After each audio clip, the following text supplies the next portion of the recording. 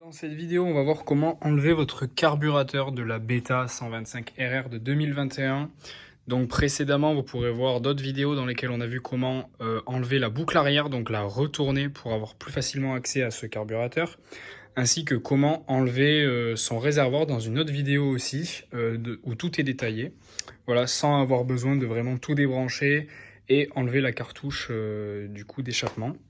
Donc pour enlever votre carburateur, il y a différentes étapes. Tout d'abord, il faudra desserrer la bague qui est ici, desserrer et enlever les vis du haut de carburateur, si vous voulez, qui tiennent tout ce qui est cage à aiguille, les choses comme ça. Donc cette vis qui est là au bout de mon doigt, ainsi que celle-ci.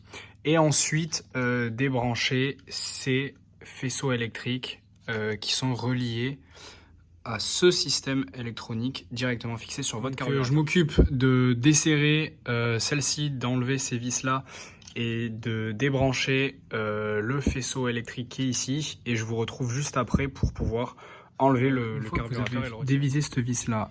Que les vis du dessus ont été dévissées. Donc moi, on voit, je les ai légèrement laissées, mais ça tient plus, voilà. Et débrancher le faisceau électrique.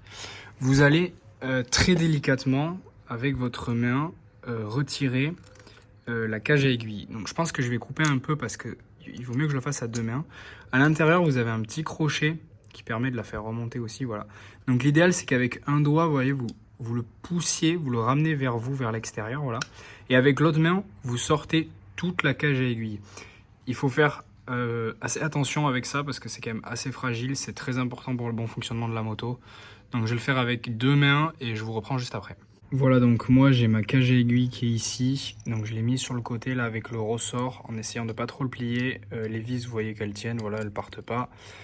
Surtout, il faut pas abîmer le petit truc ici qui est tout lisse, vraiment faites très attention à ça. Une fois que ça s'est enlevé, vous essayez de la mettre sur le côté pour pas qu'elle tombe trop. Et après, avec votre main, vous pouvez prendre votre carburateur. Donc moi je passe juste derrière le cadre là, en essayant de vous filmer. Et vous avez juste besoin, vous le faites bouger un petit peu de droite à gauche. Et là vous voyez que le carburateur s'enlève tout seul.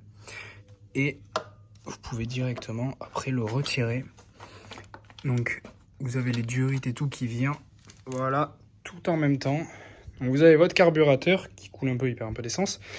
Et on va voir par la suite comment enlever, dévisser la cuve de fond pour changer ces gicleurs. J'ai oublié de vous dire, mais dans l'emplacement où il y a le carburateur, n'oubliez pas de bien bourrer avec, enfin pas non plus trop, mais de mettre du sopalin propre afin d'éviter qu'il y ait des petites bestioles ou des impuretés qui viennent directement se mettre dans votre cylindre. Et après, du coup, j'ai mis l'aiguille, voilà, comme ça, en bien faisant attention qu'elle ne se torde pas, qu'elle ne soit pas abîmée. Au passage, vous pouvez regarder s'il y a des rayures. Donc là, on voit que c'est relativement bien. Si vous voyez qu'il y a des très grosses traces, là par contre, ça sera problématique. Et vous devriez, je pense, consulter un professionnel. Parce que souvent, ça empêche une bonne carburation.